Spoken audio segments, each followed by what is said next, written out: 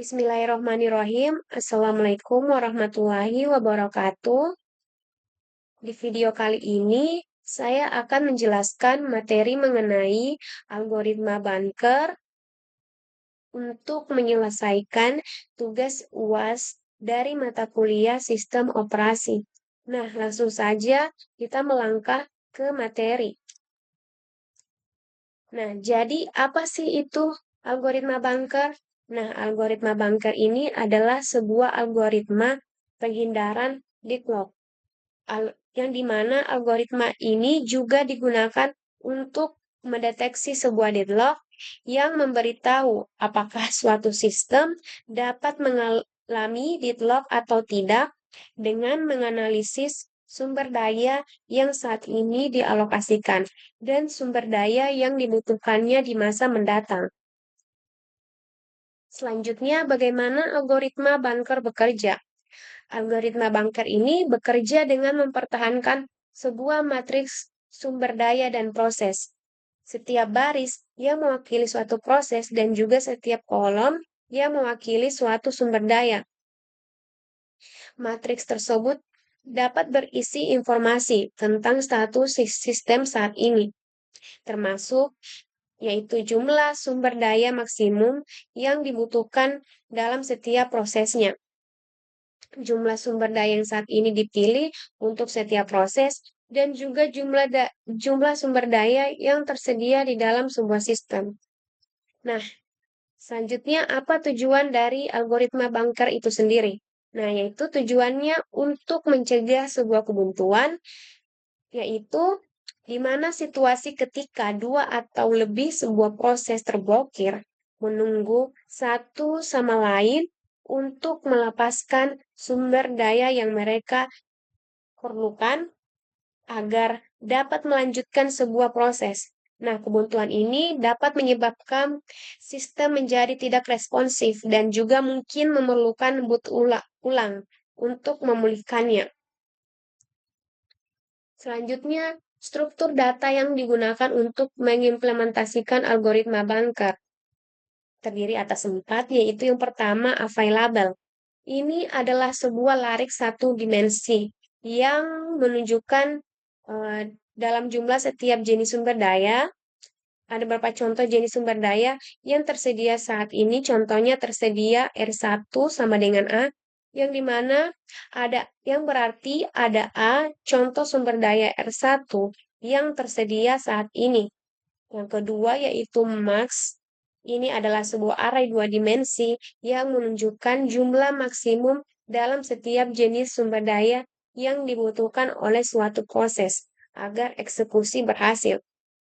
Contoh, max P1 kali R1 sama dengan A, yang menetapkan bahwa proses P1 itu memerlukan maksimal A. Contoh, sumber daya R1 agar eksekusinya lengkap. Yang ketiga, allocation. Ini adalah sebuah larik 2 dimensi yang menunjukkan jumlah tipe di dalam setiap tipe sumber daya yang telah dialokasikan ke sebuah proses. Contohnya, alokasi P1 kali R1 sama dengan A berarti bahwa A contoh tipe sumber daya R1 yang telah dialokasikan ke proses P1. Yang keempat atau yang terakhir yaitu need. Ini adalah sebuah array 2 dimensi yang menunjukkan jumlah instance tersisa dari setiap jenis sumber daya yang diperlukan untuk eksekusi. Contohnya, need kali P1 kali R1 sama dengan A menunjukkan bahwa instance A dari jenis sumber daya R1 diperlukan untuk eksekusi proses P1. Nah, selanjutnya itu algoritma Bunker ini terdiri dari dua algoritma berikut, yaitu algoritma safety dan yang kedua algoritma resource request. Nah, di sini saya akan menjelaskan secara satu-satu mengenai macam-macam algoritma Bunker. Nah, yang pertama, algoritma safety. Algoritma ini untuk menentukan apakah sistem berada dalam state aman atau tidak. Nah, yang pertama, syaratnya itu work dan finish adalah vektor dengan panjang M dan juga N. dengan menginisialisasikan work sama dengan available dan finish I sama dengan fails untuk nilai I-nya yaitu 1, 3, dan seterusnya. Nah, kemudian cari I yang memenuhi kondisi berikut, seperti finish I sama dengan files, kemudian atau yang kemudian jika need I kurang dari atau sama dengan work jika tidak terdapat I ke langkah 4. Kemudian langkah ketiga yaitu work sama dengan work tambah location I, finish I sama dengan true, kembali ke langkah 2. Nah, yang terakhir, jika finish I sama dengan true untuk semua I, maka sebuah sistem dalam state itu aman. Kemudian yang kedua, algoritma resource request. Request I adalah sebuah vektor permintaan untuk proses PI. Jika request I kali J sama dengan K, maka proses PI menginginkan K, anggota tipe sumber daya RJ. Nah, jika permintaan untuk sumber daya dilakukan oleh proses PI, berikut ini algoritmanya. Nah, yang pertama, jika request I kurang dari atau sama dengan need I, kembali ke langkah kedua. Lanjut ke langkah 2. Selain itu, terjadi kondisi error karena proses melebihi maksimum klaim. Yang selanjutnya, jika request I kurang dari atau sama dengan available, lanjut ke langkah 3. Selain itu, PI harus menunjukkan karena sumber daya tidak tersedia.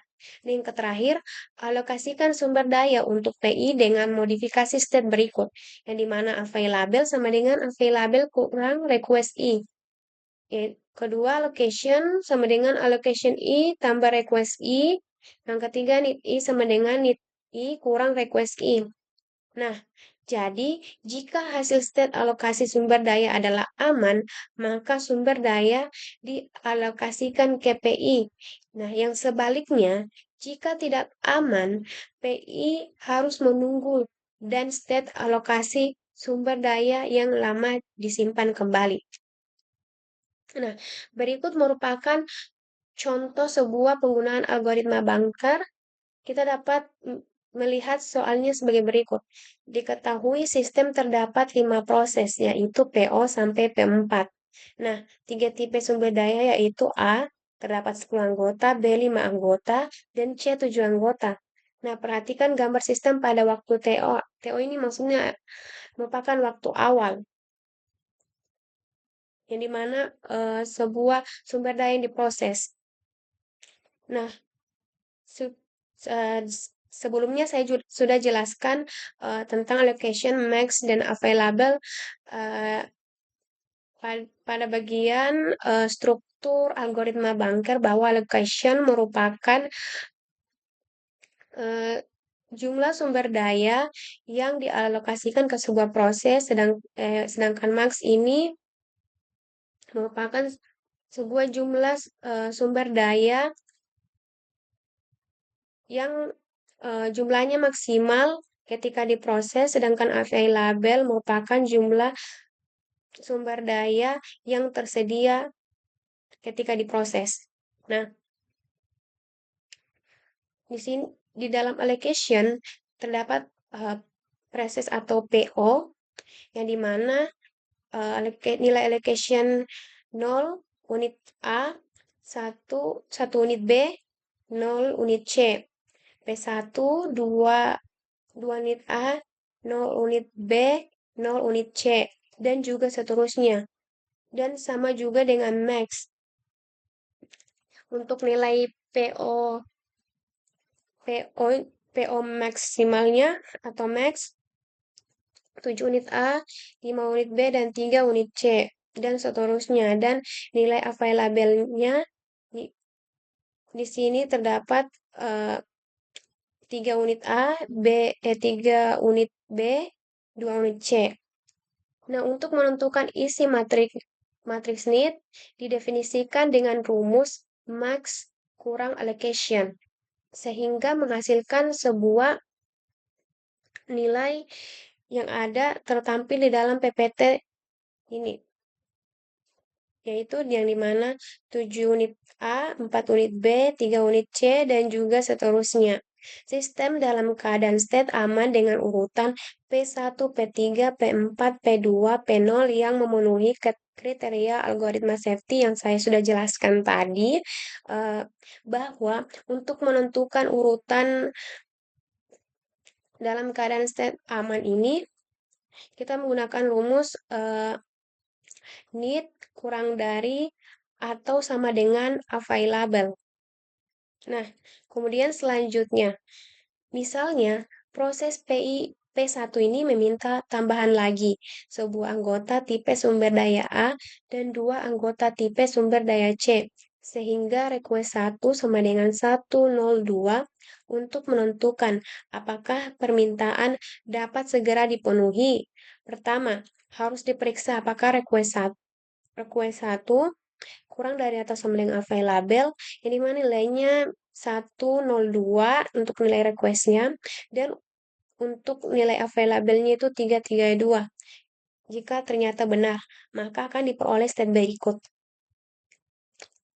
Untuk allocation-nya terdapat untuk PO-nya 010 dan seterusnya, dan kemudian need-nya nilai 7 unit A, 4 unit B, dan 3 unit C, dan seterusnya. Kemudian untuk available-nya 2 unit A, 3 unit B, 0 unit C. Nah, kemudian harus ditentukan apakah sistem dalam state aman setelah mengeksekusi algoritma safety ternyata urutannya P1, P3, P4, P0, P2 untuk memenuhi kriteria safety yang saya sudah jelaskan tadi untuk bagaimana mendapatkan urutan algoritma safety ini. Nah, kemudian setelah sistem berada pada state di atas, permintaan 330 oleh P4 tidak dapat dipenuhi karena sumber dayanya itu tidak tersedia. Permintaan 020 oleh P1 juga tidak dapat dipenuhi karena meskipun sumber daya tersedia, state hasil juga tak aman. Nah, selanjutnya terdapat keuntungan dan juga kekurangan menggunakan algoritma bunker. Nah, untuk keuntungannya itu dengan menggunakan algoritma bunker memiliki berbagai manfaat seperti mencegah terjadinya kebuntuan dan memungkinkan setiap proses untuk menyelesaikan eksekusinya dengan lancar. Hal ini juga dapat membantu meningkatkan stabilitas dan juga keandalan sistem secara keseluruhan. Nah, untuk kekurangannya menggunakan algoritma bunker yaitu memiliki keterbatasan tertentu karena mengasumsikan sumber daya dalam jumlah tetap yang mungkin tidak dapat dilakukan dalam beberapa keadaan. Selain itu, algoritma mengasumsikan bahwa kebutuhan sumber daya maksimum suatu proses telah diketahui sebelumnya yang mungkin tidak terlalu berlaku, yang mungkin tidak selalu berlaku. Nah, yang terakhir, terdapat beberapa contoh nyata dalam penggunaan algoritma bunker ini digunakan secara luas di berbagai sistem operasi, sistem alokasi sumber daya, sistem kontrol manufaktur, dan sistem reservasi maskapai penerbangan. Baik, itu saja penjelasan saya mengenai materi algoritma bunker. Lebih dan kurangnya mohon dimaafkan karena kelebihan hanya milik Allah Subhanahu wa taala dan kekurangan itu milik kita sendiri. Billahi taufiq wa hidayah. Wassalamualaikum warahmatullahi wabarakatuh.